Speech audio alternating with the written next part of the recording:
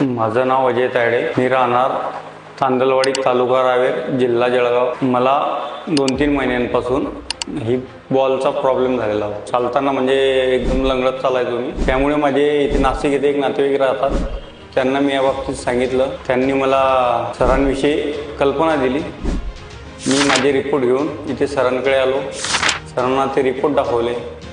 त्यांनी मला ॲडमिट करून घेतले आणि 3 दिवसांनी त्यांनी माझे ऑपरेशन केले। ऑपरेशन केल्यानंतर 2 दिवसांनंतर वॉकरद्वारे चालायला लावलं। वॉकरद्वारे बऱ्यापैकी मला चालता आलं। मला जेवढा त्रास होता तेवढा भरपूर कमी झाला। त्याचप्रकारे 3-4 दिवशी मी हळूहळू पाय पुढे ठेवत चालू शकतो। डॉक्टरांच्या तसेच इतर स्टाफचा भरपूर सहकार्य झालं आणि त्यांच्यामुळे कमीत कमी 80 ते 85-90% मला चालता येऊ शकते।